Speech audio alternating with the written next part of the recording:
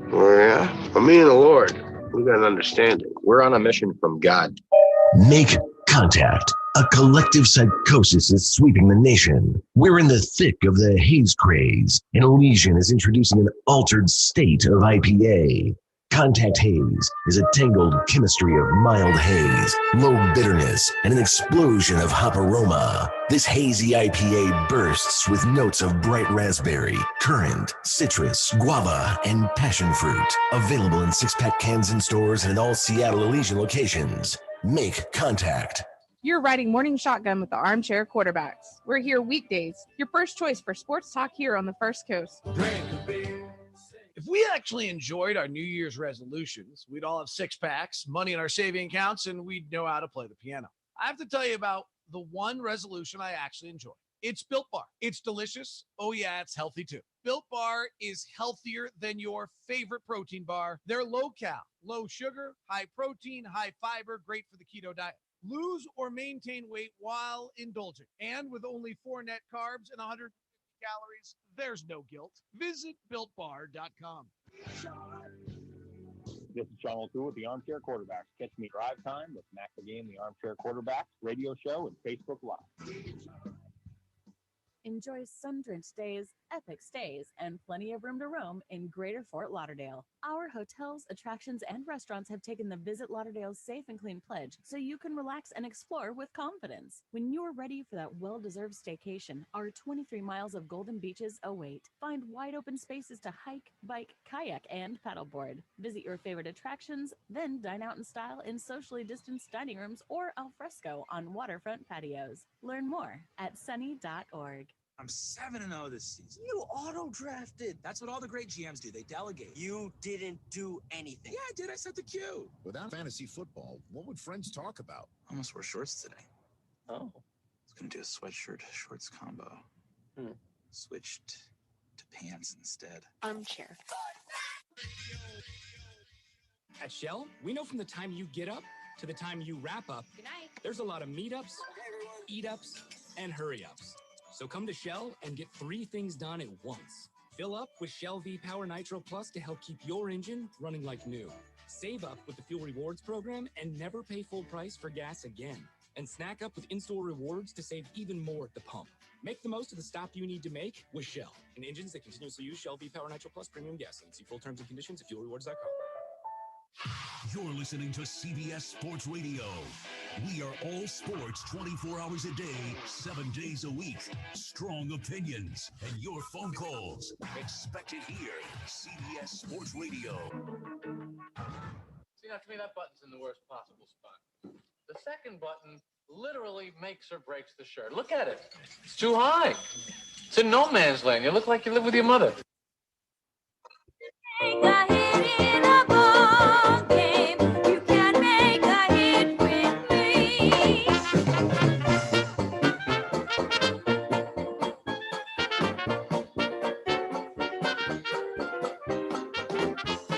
Good morning. Welcome to the Payoff Pitch with Stephen Trost and Sean O'Toole. Excuse me, I'm tongue-tied this morning.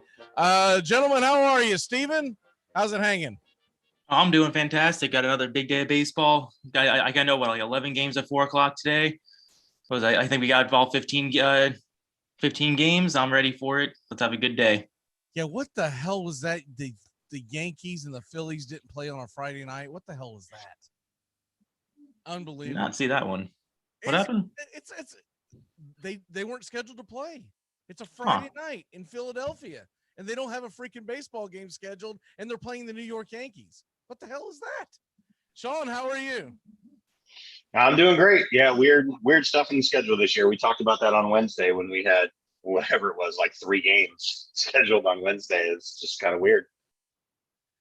Really, really weird. Anyways,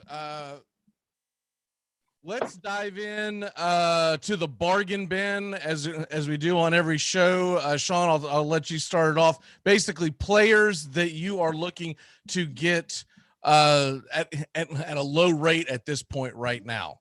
What say you? Okay, I'm going to give a couple names really quick. I am wearing a Tigers shirt. This is not totally homerific, but stick with me for just a second. No, here we go. Here we go. First, this guy's only rostered in 46% of Yahoo leagues. I've seen him even lower in ESPN. Eric Haas of the Detroit Tigers, who's a catcher. He's also got some outfield eligibility depending on the rules of your league, because he did play some outfield in the truncated season last year. I'm just going to give a couple numbers. He's only played in 23 games. He's only got 82 at bats. In those 82 at bats, 8 home runs against a 256, 307, 610 slugging, and a 917 OPS. Even modeling in for a little bit of regression, if he gets to say 150 to 200 at bats, you're talking about, somebody that's going to bop 20 home runs. The Tigers aren't very good, so I don't know how many runs batted in he's going to generate for you. And he is very much a 3 true outcomes guy. I mean, only 8 walks against 31 strikeouts. So he's definitely going up there with a plan in mind. Let me ask you something real quick before we get past this. You're saying you're modeling in 150, 200 at bats. Is he not expected to be a starter? Because at that point, yeah, that's on the low end. So he's in a timeshare at the catcher position with Jake Rogers. Obviously, the Tigers went and signed Wilson Ramos in the offseason and found out that it wasn't 2015. Wilson Ramos couldn't still catch anymore. So they've had to, as Al Avila has often done up there. Flowers is still out there on the free agent market. Yeah, exactly. You can go pick up John Flaherty too while you're at it. But this is I don't know how much this matters for the purposes of fantasy. He's a local kid. He's from Sterling Heights, Michigan. He went to high school in the area. He was in the Cleveland organization and was backlogged by Francisco Mejia forever before the Indians gave up on him and traded him to Tampa, and then got backlogged behind Roberto Perez. So Cleveland, Rule 5'd him. Detroit grabbed him year before last. He's always been a hitter. That's the thing. He's a very good catcher, but he's always been able to hit for power. So if you drafted somebody like Grandal, who's just, is hitting the ball out of the ballpark when he does connect, but he's hitting 160. Or if you took, if you were expecting a repeat from Mitch Garver, or if you saw Carson Kelly's hot start and traded for him like me, and have since seen Carson Kelly, put his Clark Kent suit back on and figure out that he's not Superman. This is an under the radar guy, again, less than 40% rostered in most leagues, where you're going to get some home runs when he starts. And he does come in, he does play a lot as a DH. So you don't have to worry too much about him being a catcher. The other one I'm going to mention really quick, because I don't think this guy's being bandied about the way he should. His ownership rate's a little bit higher than you would expect, but this is a team that's going to trade him, I think, and he's going to end up somewhere as a closer or as a long reliever fireman and get you some value, especially in roto leagues. It's Daniel Hudson of the Nationals. In the 2020 season, he had a really bad ending to the truncated season, ended up with a 6.10 ERA, but the 2 years before that, he was money. And very notably, closed out the Astros in the final inning in Game 7 when they needed to win the World Series. He is someone that if the Nats continue to struggle, he's in the last year of his deal, they're definitely going to move on from. He's 34 years old. He's currently sporting a 2.38 ERA, and he's striking out 37% of all batters he faces. His velocity is way up. He's up to 97 miles per hour on his four-seamer.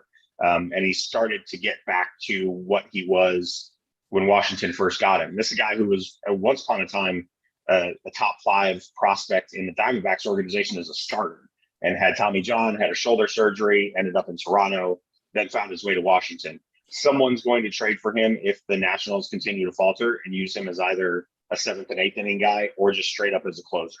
Somebody who needs him, like the, I don't want to say it, but I don't know if they do it in division, but the Atlanta Braves, who could use another arm in that bullpen. So that's a guy to keep an eye on. He's only about 20% owned right now. If he gets traded somewhere and becomes the closer, that number is going to shoot through the roof. So if you've got an empty roster spot, or, you've just got a dead arm on your roster somewhere, I got a dead arm on my roster. His name's Charlie Morton. Yeah. For the people still holding on to Mike Soroka, right? This might be a better plan. This might be someone who actually pitches this year. So those are my 2 on the bargain bin: Eric Haas, Daniel Hudson. Keep your eyes peeled. No, like the Eric Haas I love. Like I was doing my research this week.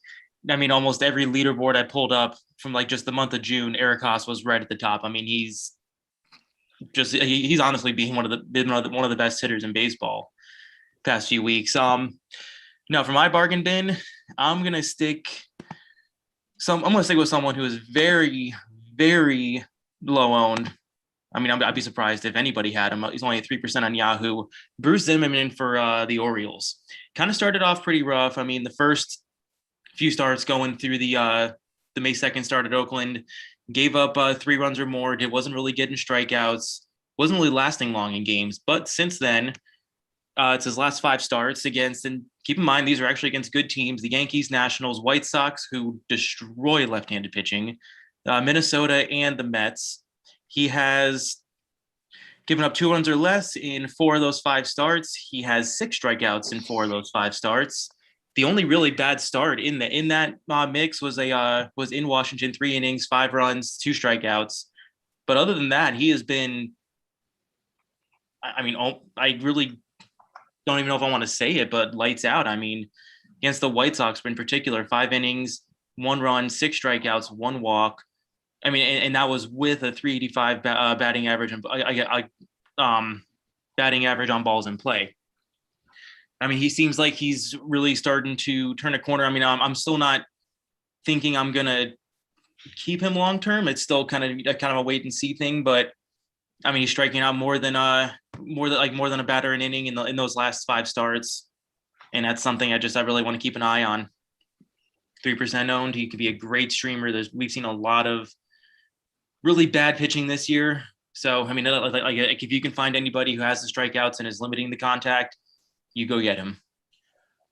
Later on in the show, when we're playing Pepper, we're going to do something I'm calling streamers or dreamers, and meaning, is this a guy you just pick up for a spot start, or is this guy that you're hoping can start picking up the pace where he was expected? So stay tuned for that. Okay, moving on to that. Where do you guys want to go next, Steven? Actually, like there's one person I've been wanting to talk about for a while now, and I know Sean's got a couple guys too. We've been talking about this week. So I'll start off with some Your Mean Mercedes talk. He's been a real hot commodity in fantasy baseball. Started out incredibly hot. Was just tearing the league apart. I think like when I was doing the Statcast research, his first 8 or 9 swing hits. And how this came up was the show we do at 11 a.m. Eastern called The Neighborhood Play, which we just talked Chicago baseball. When we first started the show just a few weeks back, he was on fire. And I think I picked him up in a league. I can't remember. I know I was going to. Anyways, I know he's no longer on my roster because he's got incredibly cold.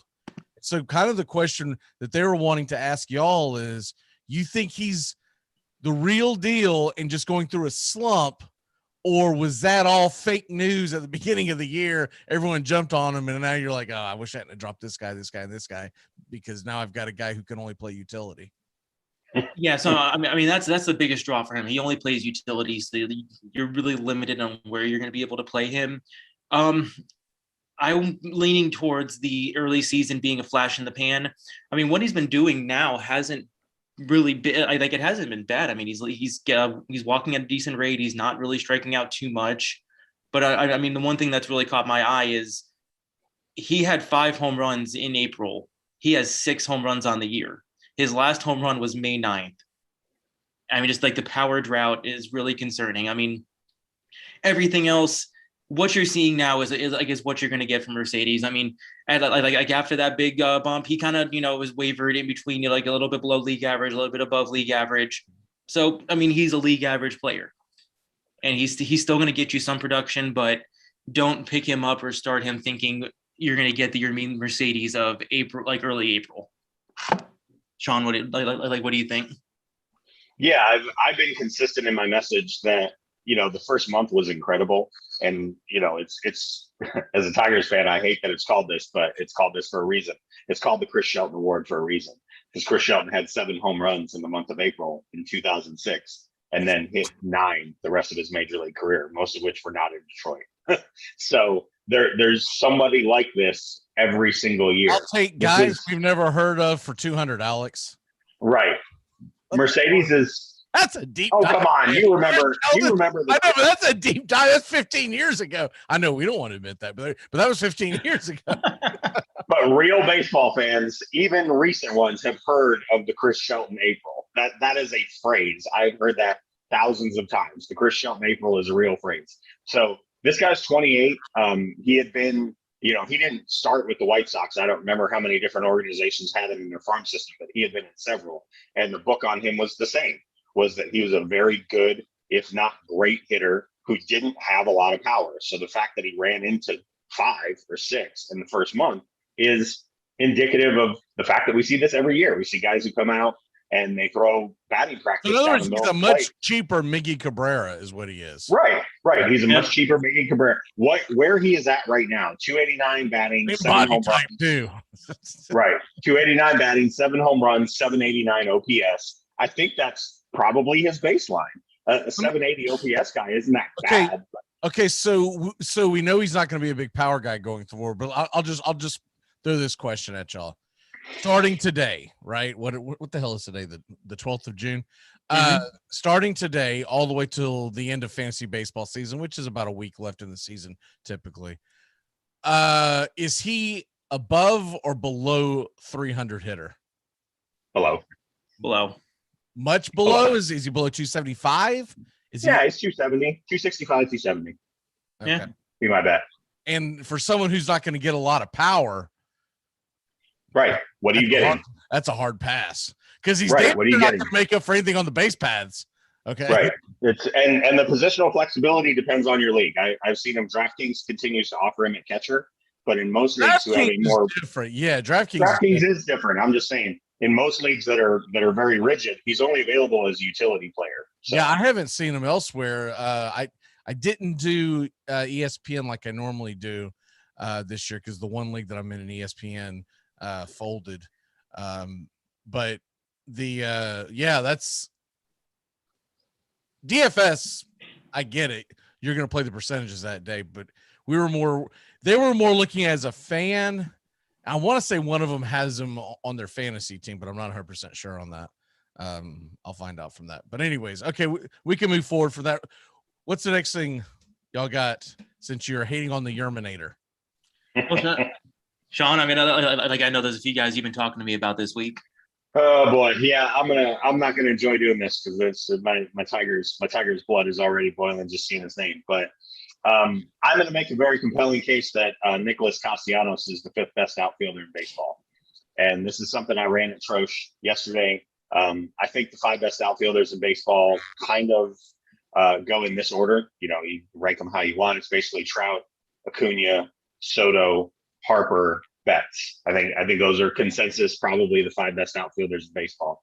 I actually think Castellanos has a case that he's 6th by a wide margin over anybody behind that right now. And I actually think he's better than Bryce Harper. So just some current numbers. 27 I'll tell you what, man. Speaking of Bryce Harper, I'm all jokes aside, I know I give him a hard time all the time.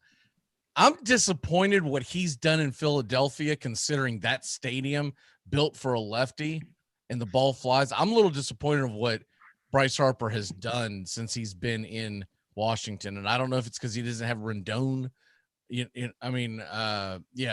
Rendon around him or what the hell the deal is. But he's far removed from what was it 2015, 2016 when he won the MVP, somewhere in that neighborhood. Mm-hmm. Yes. Now he's just like a good outfielder. He's not someone you're going to pick off your fantasy team, but he's not someone that you're targeting going into the draft. He's more of a guy that goes, all right, well, he's here, I'll draft him. But you're not going, all right, he fell to me. I mean, unless you're in some weird league and someone like just totally, if you're in Atlanta Braves fantasy baseball league and he falls to you in the 12th round, that's different. But I will not draft Bryce Harper. We've all got an opinion on Bryce. I think he's always been somewhat overrated. And if Rhys Hoskins continues to just not be able to barrel the ball, there's no reason to pitch to him. So that has a lot to do with his struggles this year. But to jump to Castellanos really quick, 27 runs batted in, 53 hits. 342, 1036 OPS, 10 doubles, 11 homers. If Jesse Winker wasn't on his team, right? Winker's actually beating him in a couple of those categories. He would be the only person on the Reds pretty much leading in every statistical batting category. So it is befuddling to me. This is more of a real baseball thing than a fantasy analytics thing that the Tigers traded this guy for 2 single-A pitchers and $500,000 to the Chicago Cubs. This will come as a great surprise to everyone, but neither of those pitchers are still in the Tigers organization. So they basically traded him for nothing. And he just ranks very high in every single metric. There's only 3 outfielders who scored more runs: Haniger, Winker, and of course Ronald Acuna, who's just an absolute freak. His 81 hits are 7 more than the closest person to him, which is Winker. That gap was recently as high as 12. I just think he's colossally underappreciated.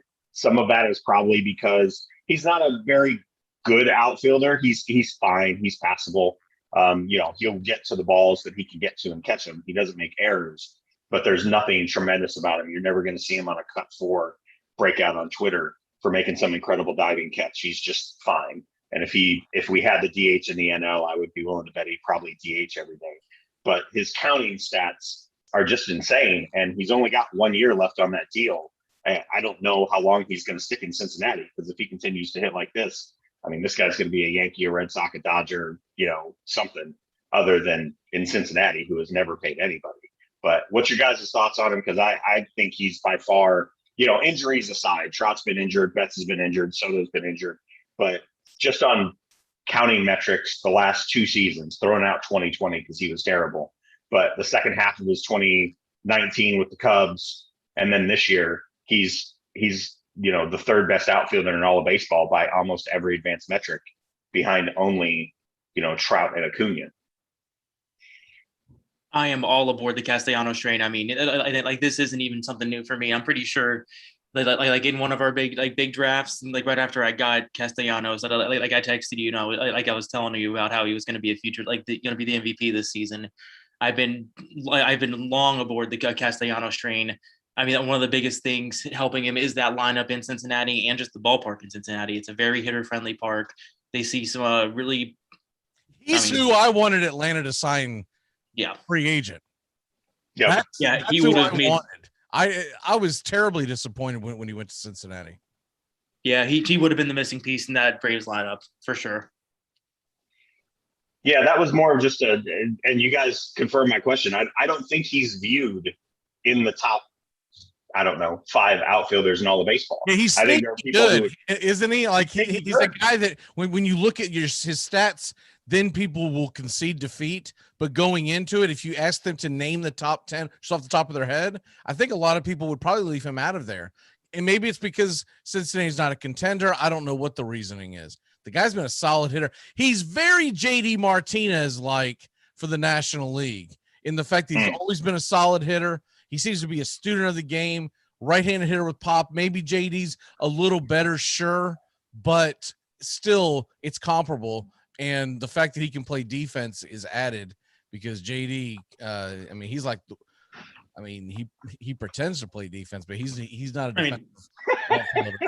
He just he gets up there up against the green monster, goes, all right, baby, just trying to hit it over my head. What, David Ortiz at first base? Yeah, exactly. Yeah, there's always that. The other one I wanted to mention really quick, this guy is just, you want to talk about playing in infamy. I mean, this is one step above Castellanos. The other one I'm going to mention, he's rostered in about 75% of fantasy leagues, so he's not an unknown quantity, but I think he's going to end up, in Chicago or New York at the trade deadline, is Adam Frazier, 29-year-old second baseman for the Pittsburgh Pirates. Bats left, throws right, Southern boy from Athens, Georgia. He's having the best season of his career after the worst season of his career by far. He's only got 2 home runs. He's never been a power person, so you're not really getting that unless it's ballpark dependent. But 324, 848 OPS, plays an awesome second base. And as we know, the Pirates will sell anything that isn't bolted to the floor if it looks like it has value to continue their now 2-decade-long Ponzi scheme of selling their fans on promise and hope. I think this guy's going to end up in Chicago sooner rather than later. I didn't see what happened to Madrigal, but I saw Madrigal wasn't in the lineup against the Tigers this weekend. So I don't know if he got hurt or if they're having some kind of issue. He's on the IL. He's on the IL. So this is a candidate to get moved around somewhere. And even though fantasy people know who Adam Frazier is, and I think everybody's, had a spell with this guy because he's been around the league for more than a week. This is by far his most productive season. It's contract year. We don't need to do the contract year, bounce theory because it's just been proven right too many times. But this is someone that if you're betting on someone's location value to increase their fantasy value, this would be a prime candidate for me. You go from having to face the Cardinals pitching and then facing Corbin Burns and Brandon Woodruff, umpteen times a year to possibly getting traded to the AL Central, which is the place I've heard most tied to him recently. That explains a lot that Madrigal got hurt is why I've been seeing that. And now you get to face, the Tigers pitching, the Royals talented young starters, but they all throw gas right down the middle, and whatever's going on in Minnesota where nobody seems to know that the season started yet. Definitely a curious prospect for me. He's not exactly under the radar from a fantasy perspective, but I think he's under the radar from a baseball perspective. So how do you guys feel about Adam Frazier? No, I mean, I love Frazier. I mean, he kind of reminds me of a little bit of guy I talked about a couple weeks ago, Jake Cronenworth. But yeah, I mean, he's going to be like your high on base percentage, going to ship in some steals, going to get some runs, not huge power, but those guys are always very valuable. That, like, especially in roto leagues, to keep your ratio stats up. Yeah, I've got a share of him. And I keep him basically as an extra guy because he can play both infield and outfield. So you can slide him around a little bit. I had a dilemma the other day, and I just had to go ahead and suck it up and kill one of my starts because I could not believe in one of our leagues. I forget which one it is, that Tim Anderson was out there. And I was like, what the hell is going on in this league? So I picked him up, and I was like, who the hell drops Tim Anderson? I still haven't gone back and looked who owned him prior, but it was just dumbfounding that Tim Anderson would be out on the waiver wire. It might have been our Roto Dynasty, because I think I saw that the same day you. Maybe I don't know. It was in one of the YouTube leagues. I think 2 days before that, I picked up Pete Alonso. It was David. That guy will just panic. I mean, dude, he's hitting 291. He's got six dingers and 23 RBI. So you're talking about a third of the way of the season. So you're talking about a guy who's probably going to hit close to 20 home runs, have a 300 batting average, and his RBIs will probably pick up in the summer when it warms up in Chicago. I'm like, whatever, dude. This guy's going to steal 35 bases probably. I'm like, whatever. I don't know what the hell you're doing, but okay. I saw him sitting there for like a week, and I was like, I don't need him. But man, that'd be nice to have him. But where the hell do I put him? Because it's in that weird league, which I actually enjoy the difference, but where you don't have straight utils, you only have one utility, and the rest is an extra outfielder and an extra infielder. So you have to kind of play the game of, do I need him or don't I need him, right? Yeah. And anyways, Xander Bogaerts got scratched last night. I was like, well, what if this turns into something? I better go get Tim Anderson. This could get slapped ugly. I'm out there freaking starting Dansby Swanson or something, going, what the hell is going on here? Hey, Tim Anderson, bro. You can love on him all you want. Tim Anderson. You might want to run your hair through his locks or something, but he's not getting base rips on the regular like Tim Anderson is. We got too much coffee this morning. We got a few more minutes before we dive into DraftKings.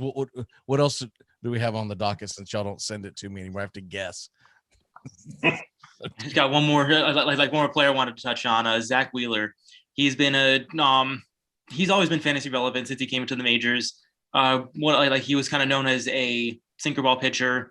He didn't have the massive strikeout rates, but he was still doing pretty good. I mean, 2018, 2019. ERA, expected ERA, but all under 3 or all under 4, in the 3 range. I mean, limited the walks, decent strikeouts, 24%. But when he went to Philly, they kind of changed his pitch mix up a little bit, took the sinker away, not fully, but reduced the sinker usage and kind of replaced that with a slider. It looked pretty decent last year, although the numbers didn't show it with the 18% strikeout rate. But they did something in the offseason to his slider now, because it is he has gained 2 miles an hour on the pitch. He has gained almost over 10% of spin on it. He's gained a couple inches, over an inch of movement, and that has really translated into his results. He has got a 32% strikeout rate, 2.29 ERA, 2.42 expected ERA. at .238 WOBA allowed. And I mean, like the expected ERA, the WOBA is expected WOBA of 248 are all in the top 5% in the league. I mean, he has truly turned into an ace this year. I'm buying into the changes. You should, like if he's available. I mean, it's not gonna be available, but like Wheeler, what kind of league are you in that he's available? I meant trade. I was going their trade route. If someone was looking to sell Wheeler, I would jump on that ASAP. Are all other all the other 9 guys in your league? Oh, I did have Sean agree to send me Wheeler, but I backed out of that last minute. Me and my 2 7-year-old nieces who don't watch baseball. Zach Wheeler is available. Well, I mean, a trade is one thing, but you know what I'm saying? He's available. He is not available in any leagues. Ice cream soft. For the record, he's available. If he's out there, I highly suggest picking up Fernando Tatis as well. Wheeler's wondering, Zach Wheeler is available in 3% of leagues on Yahoo. 3%. How is that possible? That's like, because that's like a league that has like, doesn't use pitchers. 4 pitchers. Yeah, right? doesn't use pitchers, or they just go, no, we're not pitching. He's always been a fascinating prospect for me because he was the prospect that the Giants wouldn't deal forever, or was it the Mets that wouldn't deal him? I don't remember, but he was in the Carlos Beltran trade, and that's how he ended up, I think, going from San Francisco to New York or New York to San Francisco. And forever, he was the number 1 dog, or one of the top 3 prospects of baseball forever. And he had never really lived up to that potential until, he got to Philadelphia and they changed some things in his delivery and figured out, what was messing up his elbow. Because he had been through, I know he had at least Tommy John, and he might have had a labor before that. So interesting that it was his third stop that figured him out. Yeah, because he pitched for the Mets for like 5 or 6 years. Okay, that's what it was, right? He was part of the Beltran deal. Got it. Yeah. Okay. So he came to the Mets in 2013. There you go. Well, he came up, but I remember when he was a prospect, they kept talking about Zach Wheeler. I heard it all the time just because he's in Atlanta's division. And when he came up, he was very up and down, up and down, up and down. And they finally put it together right before he became a free agent. Funny how that works out. And then, funny how that always happens. And then I was always concerned drafting him. That's the magical sound that means we're going to go to DFS. But I was always on the fence of drafting him, mainly because I was like, dude, in that pitchers, in that hitter friendly park, I'm a little concerned with how he's going to deal with the one thing I'll say about Zach Wheeler, he's a ground ball pitcher, so you shouldn't have that much issue. But we've seen pitchers go to Philly or in other hitter stadiums and just vanish. So that's why I was always gun shy of him. I don't even know if I have a share of him because I've always been gun shy of him, but he's pitching phenomenally. I think he's ranked 7th in Yahoo, like overall. So if he's available out there, go get it. Number 7 overall. I don't need him. What I need is a good setup, man. I got to get some holds. Let me drop Zach Wheeler over here. Tristan McKenzie's available. I will say that. But go on that roller coaster ride and get back with me. That guy's. I've had shares of that guy for the last couple of years. You get seasick riding around with Tristan McKenzie. I liked him a lot. I saw an interview with him, so I was a fan of him just as a player. But I think he's 2 years away from actually setting it straight. He's just going to be. And if he was in the National League, I'd be more willing to just stick with him. Go, all right, he's gonna. But man, he gets in some bad ruts, and the DH comes across, and so he gets no break, and it's just like, all right, man, thanks for that 3 innings. Go ahead and get out of here. He is the reverse of a guy that you can depend on for a quality start, 6-3. He gets you 3 and 6, 3 innings, 6 earned runs, and he goes, okay, well, I'll see you Tuesday. Thanks.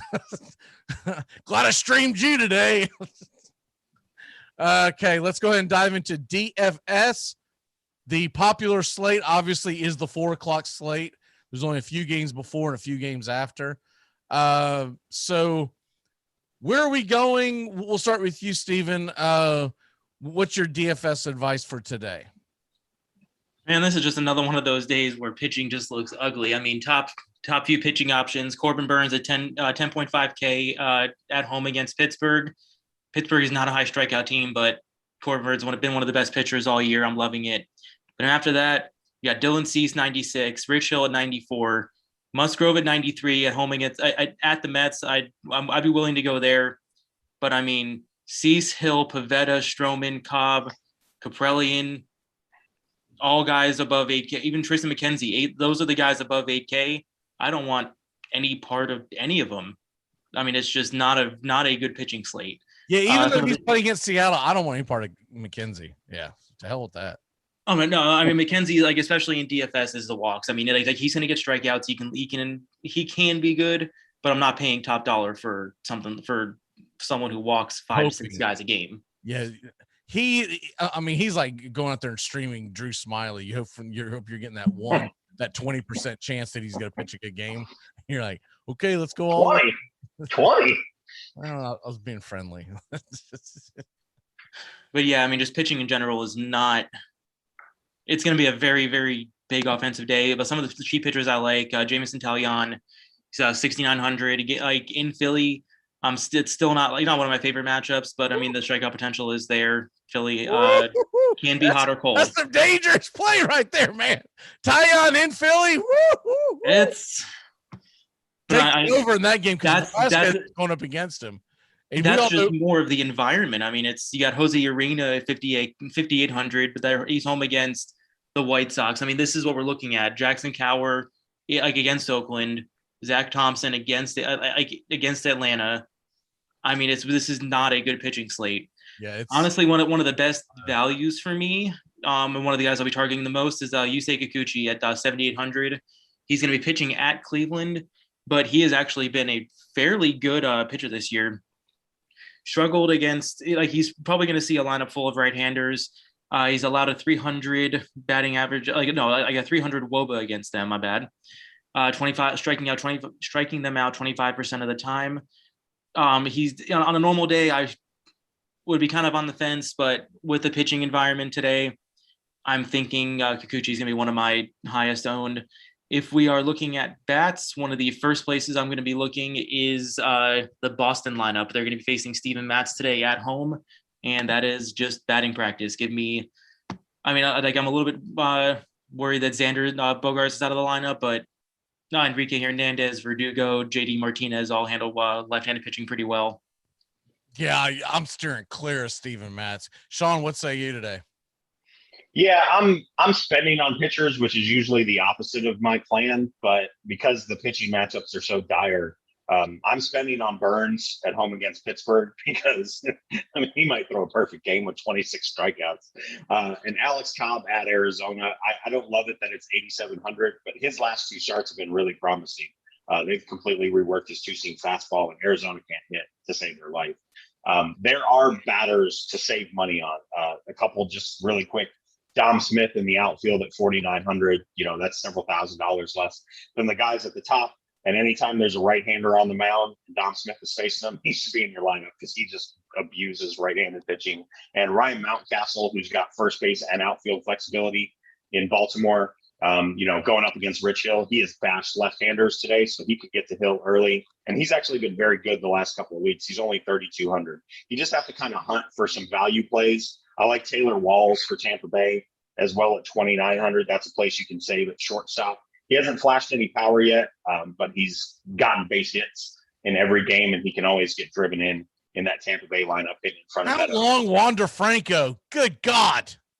You and I have had this conversation 3 weeks running on the Wednesday show. They're waiting for the June Super 2 deadline, and then you're going to see Franco and probably Grujon, too. They're both bashing in Durham. God bless. Yeah. There's a handful of people that I'm like, really? I mean, are we going to see these guys during the Biden administration? Like, listen. If Chris Bryant couldn't get an arbitrator to agree that the Cubs manipulated his service time, nobody's going to be able to. So it's going to keep happening. But Chris Bryant, that was just a few weeks. If you remember, that was in the middle of April. This is June. This guy's tearing the cover off the ball. I want to see him play. Killing everything. I watch the Rays almost every night, and I mean, I'm ready to see a spark in that offense. they're a good team. They're fun to watch because they win, but they'd be a lot more fun if they scored runs. Okay. Anything else before we go into batting? I mean, Pepper. Just want to mention one last stack. Rockies are like maybe a very low owned stack today. They're playing in Cincinnati facing Wade Miley, and we know Wade Miley is not a. Actually, no, he actually like, had the no hitter this year. Yeah, so he has picked up a little bit. Still isn't that good of a pitcher. That is a very hitter friendly ballpark. Brendan Rodgers at $3,000, hitting left-handed pitching very well. Could be a very good way to fit some bigger bats in your lineup. All right, let's go ahead and get into the. I don't remember what the hell I did with it. All right, here we go. Oh, by the way, real quick, I want to throw this at y'all because this kind of bleeds into the fact that we're going to start doing fantasy football here. Not in the not too distant future. We'll start adding like one segment to fantasy football. Check out this list because I don't think y'all were on the show when I was blacking out and almost had a stroke over this list that a guy put out. He's supposed to be a fantasy football guru because I went to his profile. It's like right for Roto, whatever the hell he writes for. This is his top 5 list for this year for dynasty leagues. In other words, if you're going to keep a guy, but still, he's still prefacing the fact that yes, this year does count. It's not like top 5 guys for 2022. This is for this year. Number 5 was Tyreek Hill. Number 5. Okay. Then he put Calvin Ridley over him. He put CeeDee Lamb on over him. He then had Stephon Diggs at number 2 and AJ Brown is number 1. Now, what the hell kind of list was that? I'm imagining ping pong balls bouncing around and just grab names. Yeah, I got nothing. None of that makes sense to me. Is that just receivers or is that? Yes. Sorry. Okay, I was about to say, I don't terribly hate it. I mean, Tyreek at 5 is, I think 5 for Tyreek is a good spot just because of like once he loses that extra gear he has with his speed, like how good is he going to be? When is he going to lose that? Like he's not 60, right? You're basically counting on a leg injury is what Trish is trying to say, I think. Okay, no, it's just anybody could get hurt, right? I mean, it's not about hurt. It's just he's the fastest player in the league, and he that's one of his big calling cards. The speed is one of the first things to go as you age. So is it like once he loses that extra gear, is he going to be as effective? I think that's a valid question. I think that guy could lose 2 gears and still be faster than everyone else in the league. I don't disagree. He drives an 8 speed while the rest of us are walking around in 5 speeds, right? And going, where is that gear? I don't see it. But I found it just incredibly hard. The CeeDee Lamb thing, I think, was the thing that really jarred me. But AJ Brown, I'm like, dude, he's not even the best player on his team, the best receiver on his team. Maybe 3 years from now, but you're going to draft him number 1 overall as a receiver in a dynasty league. He was saying if you were starting a dynasty league this year and the draft came out, his first receiver picked would be AJ Brown. And then Diggs, and then CeeDee Lamb, and then Ridley, and all the way down there's Tyreek Hill. By the way, Devontae Adams, not on the list.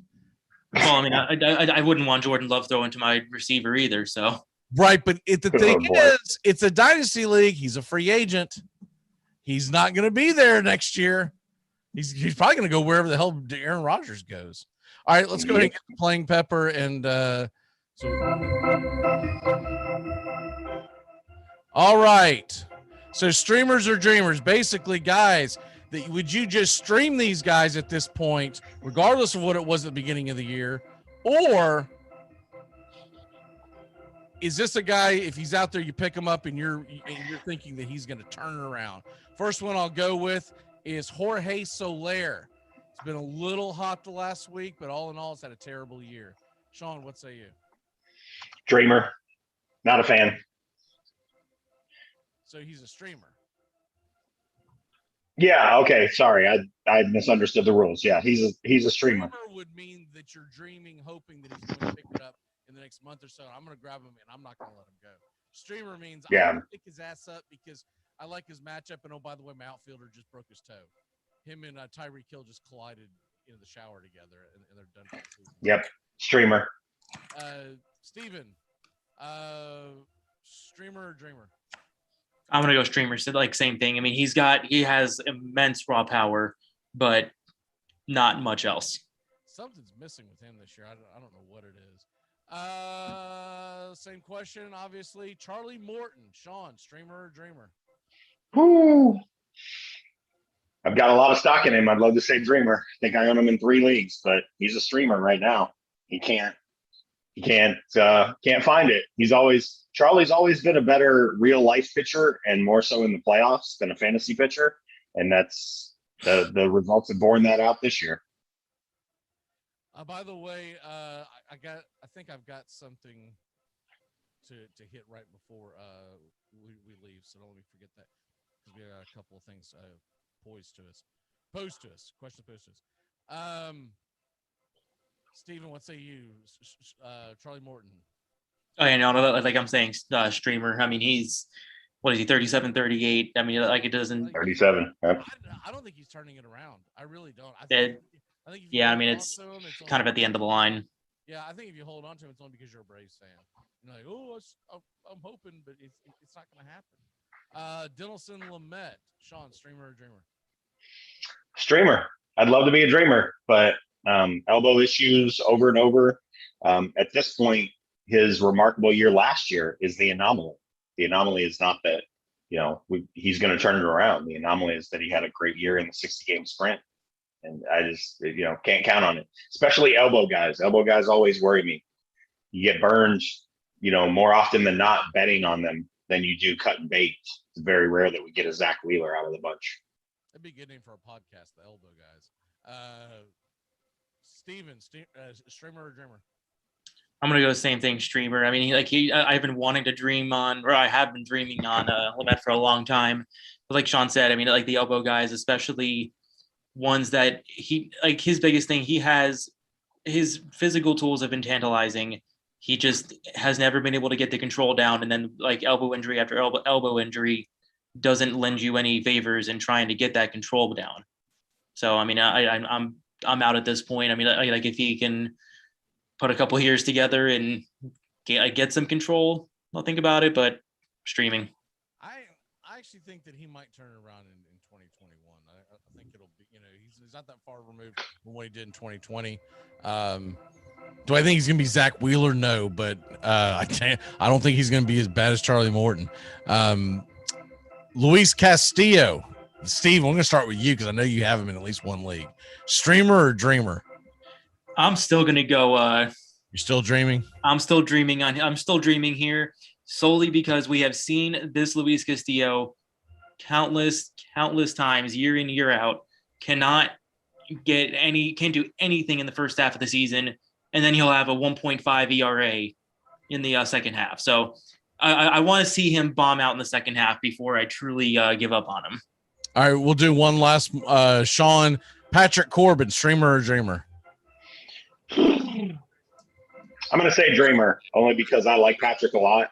And I think the stuff is still there. I think there's something mechanical going on. I don't think it's his shoulder. I don't think it's his elbow. He doesn't seem to be in any pain. His velocity was down, but then it was back up. I think there's something mechanical going on that the Nats just haven't figured out yet.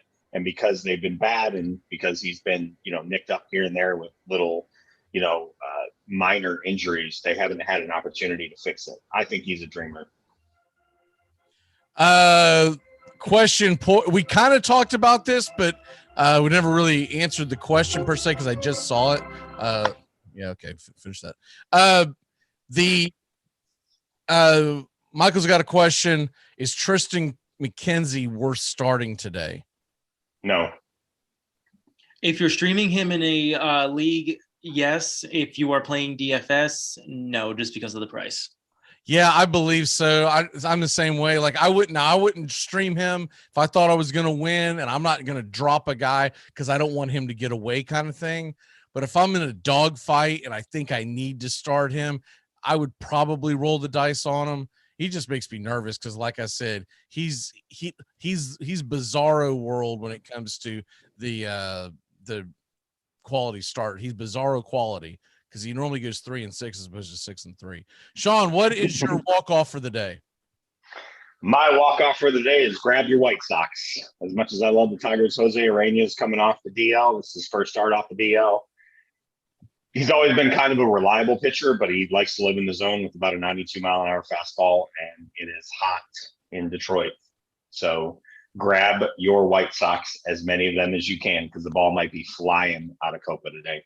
We will definitely be talking about that at the top of the hour with Christian, the White Sox man, on the neighborhood play here on the Quarterback Show. Steven, what is your walk-off?